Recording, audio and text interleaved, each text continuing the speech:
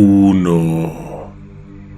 Dos de los terremotos más destructivos en la historia de la Ciudad de México ocurrieron en la misma fecha, un 19 de septiembre. En 2017 se repitió la tragedia del 85. La ciudad se sacudió, se fracturó, quedó irreconocible por meses. Buenas noches, conejo negro. Hoy te quiero compartir una experiencia que le ocurrió a mi hermano y a mi cuñada. Es relacionado con el sismo del 19 de septiembre del 2017, o más bien, con una noche antes. Entonces ellos vivían en un departamento de la colonia Doctores. La noche antes del sismo, él llegó a casa un poco tarde. Se acuerda bien que se quedó en la oficina imprimiendo documentos. Quiso avisar en casa, pero mi cuñada no contestó nunca el teléfono. Tampoco estaba muy preocupada porque en ese preciso momento ella se estaba encargando de otro asunto. Una de sus amigas había tenido un problema muy fuerte con su esposo y mi cuñada le ofreció el departamento para quedarse unos días en lo que resolvía su situación. Mi hermano llegó a casa y se encontró la sala llena de niños, 2 que eran suyos y 3 de la amiga de Laura. Los chicos se veían felices, seguramente no estaban enterados de nada de lo que estaba ocurriendo. La muchacha sí se veía triste. Mi hermano cuenta que se fue a dormir de inmediato, no sin antes refrendarles la invitación de quedarse con ellos el tiempo que les fuera necesario. Venía tan cansado que ni siquiera cenó, se recostó en la cama y al momento se quedó dormido. No sabe cuánto tiempo estuvo dormido porque ni siquiera pudo revisar el teléfono o el reloj, pero algo lo despertó entrada la madrugada. Alguien estaba caminando encima de la cama. No era alguien pesado, mi hermano de hecho pensó de primeras que era uno de sus hijos, sin embargo cuando abrió los ojos vio a una niña. Él cuenta que siente que la pequeña lo quería despertar pues solo estaba brincando de su lado de la cama. Cuando él abrió los ojos, ella se detuvo. Él la miró tratando de reconocerla, pero no podía ubicar si esa carita la había visto antes, alguna vez. De inmediato no pudo explicar qué hacía una niña en su recámara, pero después recordó que una de las amigas de Laura estaba durmiendo en la sala con sus hijos. Seguramente se trataba de uno de ellos. Antes de que mi hermano reaccionara y despertara a mi cuñada para que condujera a la niña fuera de la recámara para volver a dormir, esta misma se bajó de la cama y empezó a actuar de manera muy extraña. Primero puso ambos pies descalzos sobre el suelo y luego se agachó. Por unos instantes desapareció de la vista de mi hermano. Él estaba recargado en sus codos, levantando un poco la parte superior de su cuerpo y mirando al frente entre las penumbras de su recámara que era iluminada un poco con la luz del exterior. La pequeña se había metido debajo de la cama. Antes de que Rubén oficialmente diera por hecho que todo esto estaba muy extraño, la niña volvió a salir y lo miró a los ojos. En la mano tenía algo que había encontrado entre los zapatos y las bolas de polvo acumuladas bajo la cama. No se podía ver muy bien de qué se trataba, pero era un pedazo de carboncillo. Con él, la menor comenzó a dibujar una línea en la pared. El trazo iba desde abajo, luego subía un poco, se extendía de manera horizontal y terminó un poco arriba de la mitad. Mi hermano dice que no se le vino nada a la mente mientras sucedía eso. No quiso levantarse él, no quiso decirle que no lo hiciera, solamente observó. De pronto sintió ruido en la cama, a su lado. Era su esposa que estaba abriendo los ojos porque se acababa de despertar. Ella no vio a la niña, lo vio a él y le preguntó qué hacía despierto. Rubén miró a mi cuñada pero no le pudo explicar. En su lugar solo le señaló hacia el frente. Laura no identificó de inmediato el trazo sobre la pared, sino hasta que él lo mencionó. Le dijo que la hija de su amiga se había metido al cuarto a hacer travesuras. Hasta ese momento la puerta no se había abierto, así que la pequeña debería seguir ahí, tal vez escondida bajo la cama, según mi hermano, porque cuando buscaron al frente, ella ya no estaba. Una niña, dices, pero mi amiga solo tiene 3 hijos varones.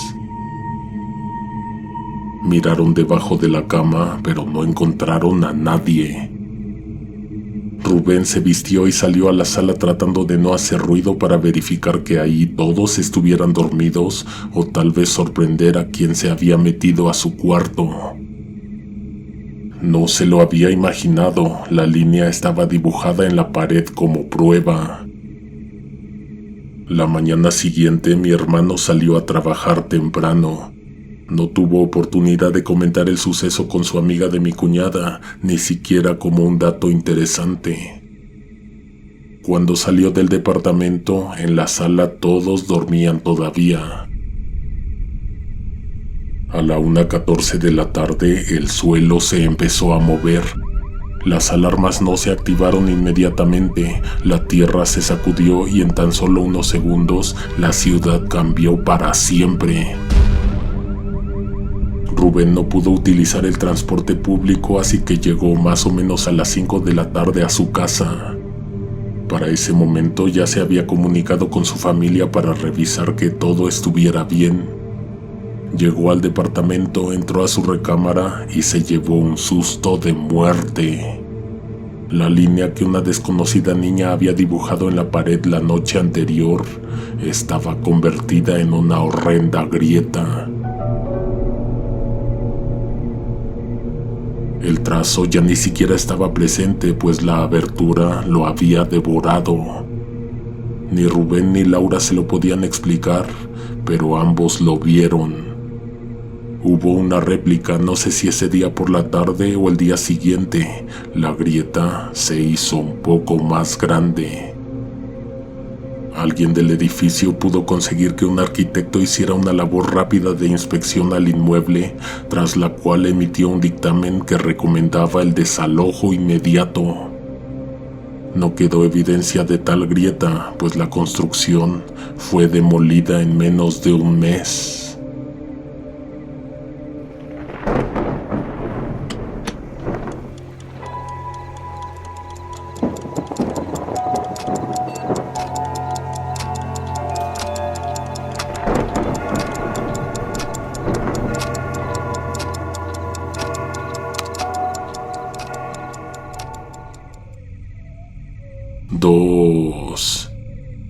A las 9 de la noche, gran parte de la ciudad seguía sin energía eléctrica.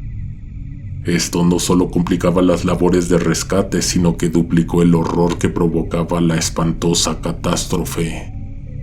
Había calles y colonias en donde las únicas luces que de pronto alumbraban los edificios colapsados eran las de los faros de los coches que ayudaban en donde se hacían labores de rescate. La noche del 19 de septiembre del 85, Armando, un amigo de mi tío, salió de casa sin rumbo, luego de escuchar que en el radio estaban dando noticia de cientos de derrumbes por todos lados. Salió luego de entender que en todos lados se necesitaba ayuda. Nos contó que tuvo que atravesar calles completamente oscurecidas en el camino. Los equipos de emergencia se vieron rebasados, por lo que en otras calles se encontró con las aceras repletas de gente herida y cuerpos que muchas horas después de la tragedia pudieron ser extraídos de los escombros. De 11 de la noche a 3 de la mañana estuvo ayudando a retirar escombro con sus propias manos, porque las herramientas se volvieron escasas en la convulsa y desesperada Ciudad de México.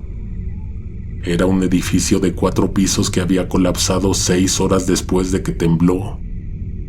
En algún momento le contaron a Armando que luego del movimiento telúrico, la construcción se había inclinado hacia la derecha luego de que un par de columnas reventaron.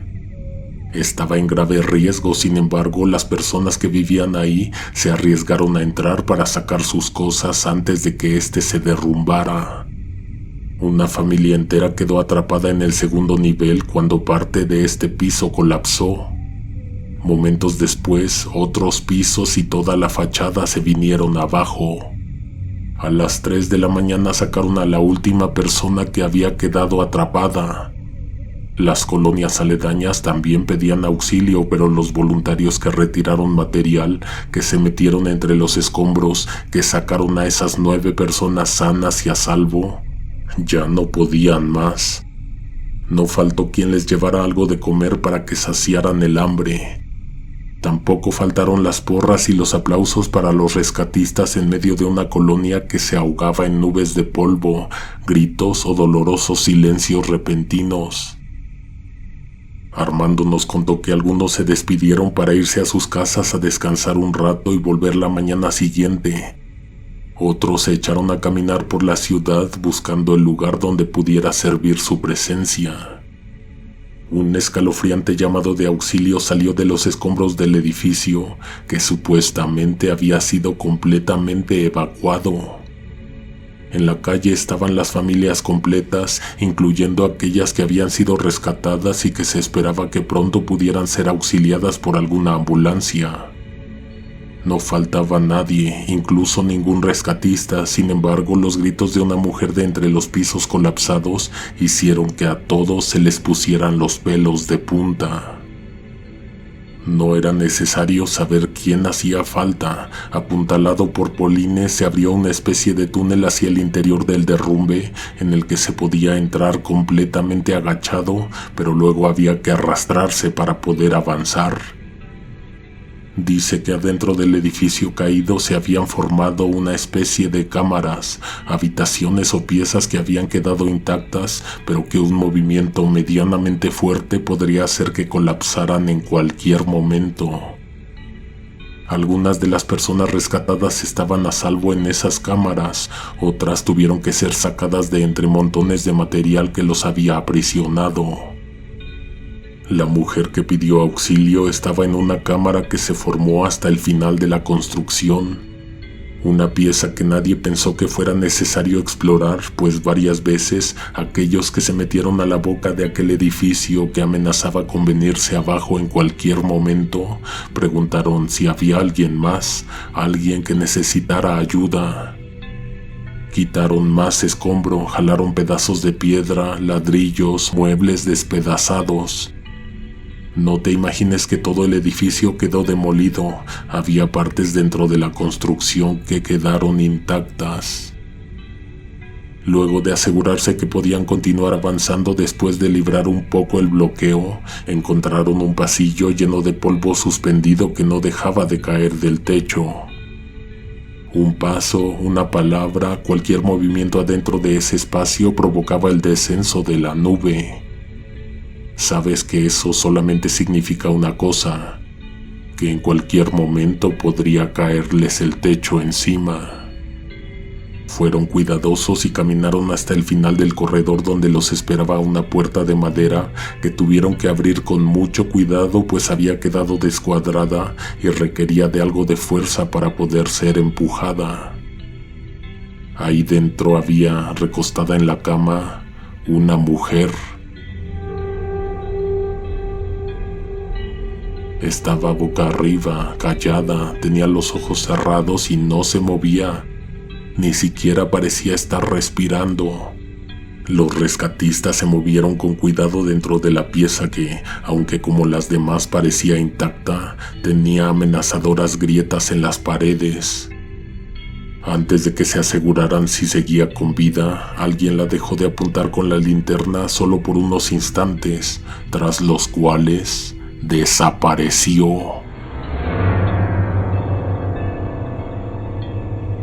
Apuntaron en todas direcciones con la lámpara, pero no hallaron ni en las esquinas, ni debajo de la cama o tras algún mueble a la persona. En el momento no les preocupaba que se hubieran topado con un fantasma. El verdadero horror lo constituía la posibilidad de que algún paso en falso de la mujer que estaba en la cama provocara un tercer derrumbe.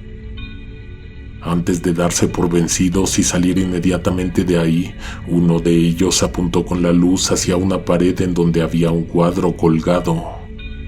Era un retrato de la persona que se encontraba en la cama, de la mujer que todos vieron momentos atrás. Armando dice que el malestar fue simultáneo e inmediato después de ver a la persona en el cuadro. ¿Y si de pronto no era nadie, si nunca hubo nadie en esa recámara? En un mundo que había cambiado radicalmente de un momento a otro, en una ciudad que sufrió una dolorosa metamorfosis, cualquier cosa podría tener sentido. Salieron de la cámara, pasaron arrastrándose por una abertura hasta otro espacio aparentemente intacto y luego otro agujero estrecho. Al final, luz de día.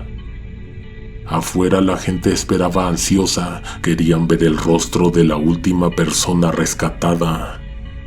Armando y compañía compartieron lo que vieron y dijeron más o menos en dónde lo vieron. Por la descripción parecía que se trataba de una vecina que había muerto 6 o 7 años atrás, en su cama. Al momento del descubrimiento estaba recostada como si se hubiera quedado dormida, solo que hinchada y con un proceso de descomposición bastante avanzado, pues fue encontrada días después de que falleció. El amigo de mi tío y todas esas personas que ayudaron a rescatar gente de los escombros de ese edificio volvieron a sentir escalofríos, pues algo así se imaginaban que había pasado. Que quien había llamado, que quien había pedido auxilio, era una persona muerta. Una muchacha con la cara llena de polvo, que tenía oscuros surcos en las mejillas por haber llorado toda la noche y que vivía en el mismo piso que la señora, señaló un cuadro que estaba posado encima de una montaña de escombros que fue extraída del sitio. ¿Era ella?, preguntó. No solo era ella, era el cuadro que Armando y los demás vieron en la recámara, colgado en la pared, y que nadie había sacado de ahí, que nadie siquiera se hubiera atrevido a tocar. Era ella, una persona cuyo departamento había quedado abandonado muchos años antes del terremoto.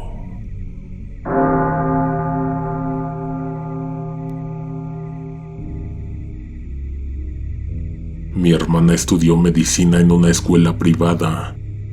Como durante toda la carrera estuvo inscrita en un programa donde le dieron una muy buena beca para pagar sus estudios, se vio obligada a hacer una especie de segundo servicio social dentro de una clínica privada perteneciente a la institución. Una vez, para que me revisaran las muelas del juicio, mi hermana me invitó a conocer este centro médico, así que te lo puedo describir a la perfección. La clínica estaba dentro del campus, de hecho era adjunta a la Facultad de Medicina, solo que desde el frente no se veía, pues se encontraba a espaldas de los edificios principales. Esto me parece un poco importante, pues si de día era un lugar deshabitado y solitario, de noche quiero que lo imagines aún más. Ahí se hacían prácticas, sobre todo, casi nunca se ocupaba para atender pacientes externos, salvo los que apadrinaba la fundación de aquel colegio. Semanas antes del temblor llegaron 3 niños que venían de Veracruz. Desde entonces mi hermana estuvo quedándose hasta muy tarde en la clínica con ellos, siendo a veces la única de guardia en la madrugada. La noche del temblor la clínica estuvo demasiado tranquila. Los pacientes iban a ser dados de alta al día siguiente, entre ellos ya había muchos ánimos y muestras de optimismo. Dieron las 11:50 cuando mi hermana, que según cuenta, estaba mirando el celular frente a su escritorio ubicado en el cruce de 2 solitarios corredores, vio que una persona se asomó y la miró desde la oscura lejanía. Ella sintió el movimiento y tal vez la mirada, eso la distrajo de lo que estaba haciendo. Lo que vio salir de uno de los consultorios, que por cierto debía estar bien cerrado, fue a alguien que caminaba de una manera extraña. Sus brazos y sus piernas eran muy largos y delgados. Era un sujeto que no debería estar dentro de la clínica, pues todos los accesos, por seguridad, se encontraban cerrados con llave. Mi hermana se espantó de más porque aquel hombre se quedó en las penumbras, mirando hacia el escritorio, mirándola a ella. Se levantó de su lugar y caminó temerosamente al frente. Le preocupaba estar encerrada en la clínica con esa persona. Se preguntaba por dónde había entrado o qué estaba buscando, pero lo que de pronto le trajo más incomodidad y presión fue que este tipo caminó hasta el final del corredor y se metió al pabellón donde estaban internados los pacientes. Mi hermana vio cuando entró, también vio que su mano gris se quedó agarrada del marco. Ella avanzó con paso rápido y con miedo. No le quitó la vista de encima al punto en donde se sostenían los dedos de aquella persona. Poco antes de llegar, estos se deslizaron hacia el interior y desaparecieron. Mi hermana se apresuró a mirar hacia el interior del pabellón, pero ahí ya no había nadie. No estaba el intruso, pero tampoco estaban los niños. Dice que se le hizo un nudo en la garganta, pero que antes de caer en la desesperación, se fijó en el baño y debajo de las camas pensando en que podrían estarse escondiendo de aquella cosa que se metió a la sala. Miró en cada rincón y no los encontró. Sobre sus hombros sintió el peso de la responsabilidad de haber perdido a los pacientes. 3 menores de edad que iban a ser dados de alta en unas horas. Volvió corriendo al escritorio para llamar a seguridad, se sentó para intentar tranquilizarse, pero antes de que le contestaran del otro lado, respiró profundo. Inhaló. Al momento de exhalar, sintió que algo le tocó el hombro. Los 3 pacientes estaban a sus espaldas. Tan solo una fracción de segundo antes de voltear, al frente en el consultorio donde había visto salir al horrible sujeto, lo vio entrar a este y cerrar la puerta. Los niños estaban vestidos y apresurados como si estuvieran listos para irse a casa. Mi hermana dice que no cuenta más de 10 segundos cuando empezaron a sonar las alarmas de la clínica. Se encendían y apagaban luces rojas en el techo y en los corredores. Afuera, en la lejanía, la alerta sísmica hizo el anuncio. Mi hermana y los pequeños salieron de inmediato, se pusieron a salvo en un patio y entonces empezó a temblar. La clínica crujía, el edificio se tambaleaba, los árboles se mecían, en el cielo oscuro se proyectaron luces amarillas y azules. Adentro del edificio se escucharon un par de estallidos y algunos impactos. Se habrían caído estantes, se tronaron algunos vidrios. Aun cuando ya había pasado el temblor, mi hermana esperó un poco para regresar a la clínica. En caso de sismo, en el día hubiera acudido personal de administración para verificar el estado de la construcción. Pero en esa ocasión, nadie acudió.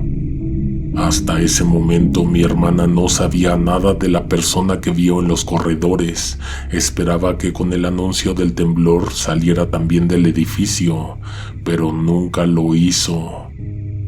Entró con el temor de encontrárselo adentro, pero en todo el centro ya no había nadie. Cuando llevó a los niños de vuelta al pabellón, encontró una nube de polvo todavía flotando en el ambiente. Las camas donde estaban durmiendo los pequeños estaban destrozadas. Una especie de trave y una lámpara enorme habían caído del techo. Lo primero que mi hermana pensó fue que los menores se habían salvado por milagro, pero ellos mismos le dijeron que no fue así. El hombre que salió de uno de los consultorios entró a despertarlos. Les dijo que se vistieran porque iba a temblar. Pensando en que no era seguro permanecer dentro de la clínica, los 4 se quedaron sentados en la sala de espera, muy cerca de las puertas de salida por si tenían que reaccionar luego de una réplica del temblor. A las 4 de la mañana aproximadamente, uno de los niños despertó a mi hermana. El pequeño señaló hacia el frente y le dijo: «Ahí está». Mi hermana no vio a nadie donde él apuntaba, atrás de la pared. La clínica estuvo cerrada un par de semanas en lo que hacían las reparaciones. El sismo de aquella noche no fue de gran magnitud, pero su movimiento fue suficiente para provocar desperfectos en aquel edificio y en un par de otros más dentro del campus. La noticia no se divulgó en medios. A mi hermana le pidieron discreción para poder conservar su beca. El asunto se nos olvidó hasta hace poco que hablé con ella y le pedí permiso para contar esta historia. Me gustaría que la llamaras. El hombre de la pared nos avisó que iba a temblar.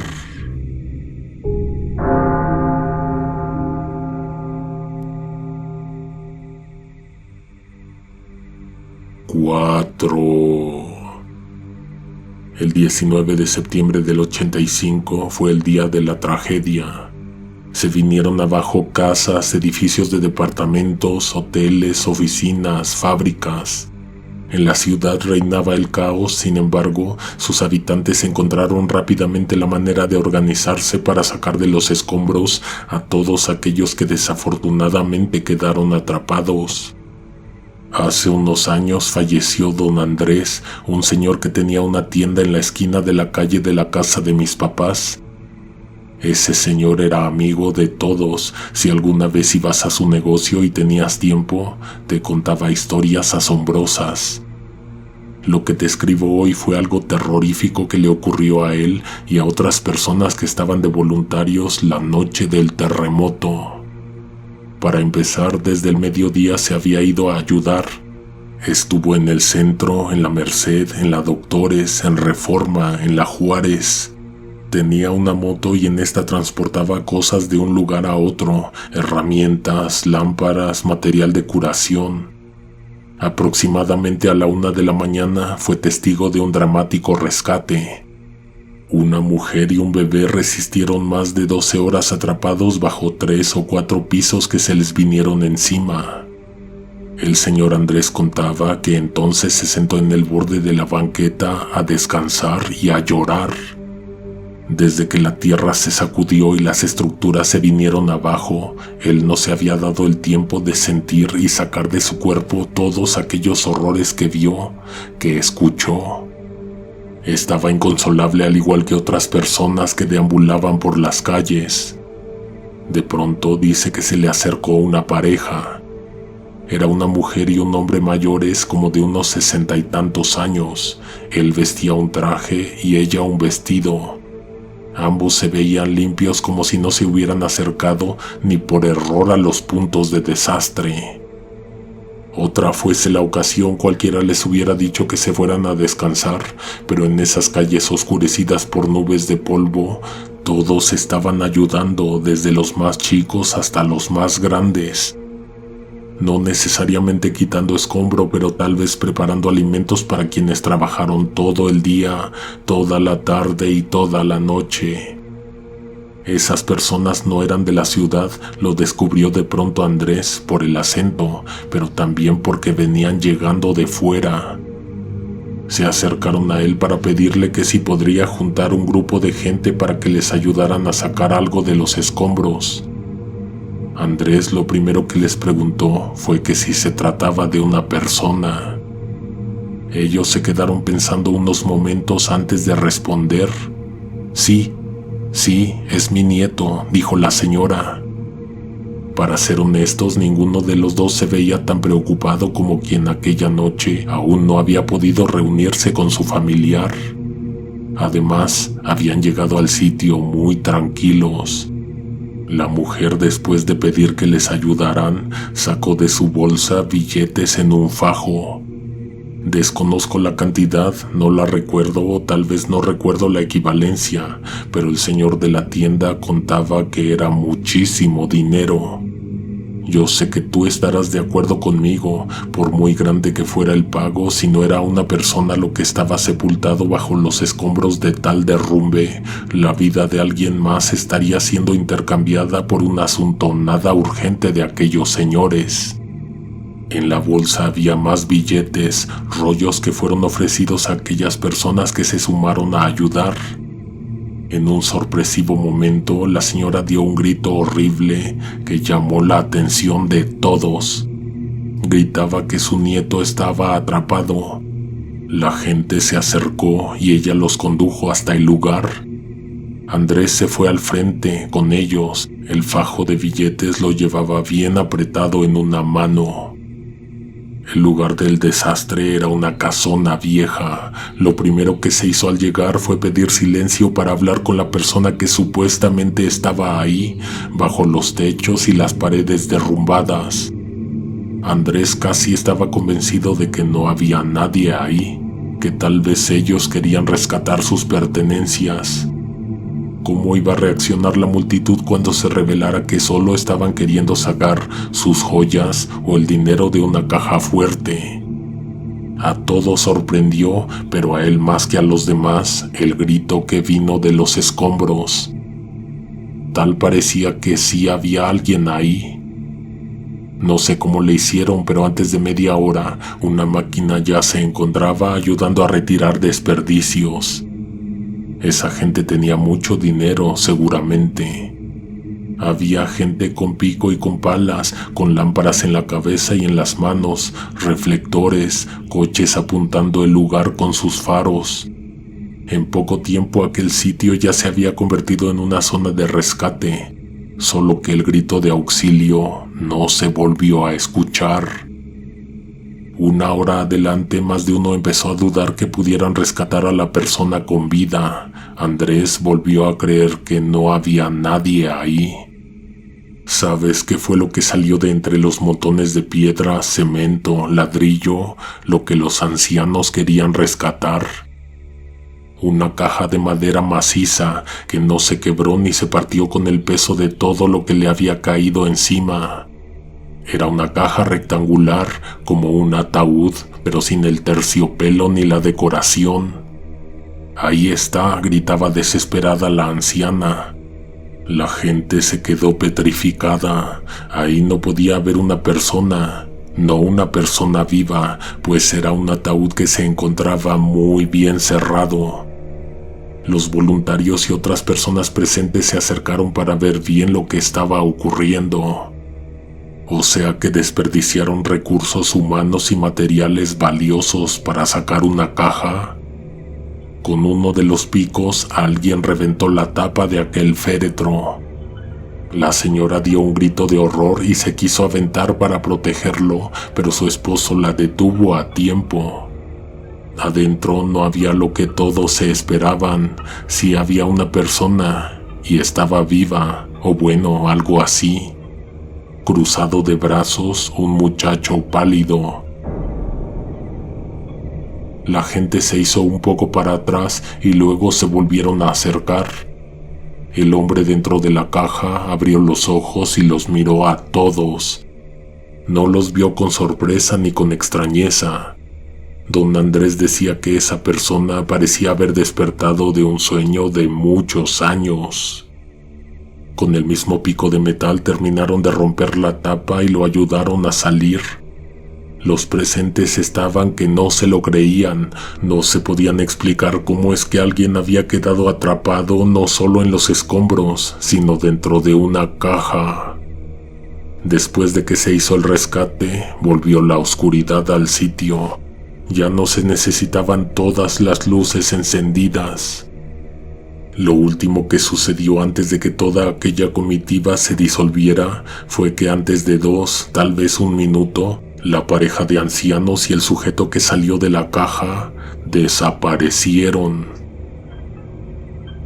Los buscaron, pero nadie los volvió a ver.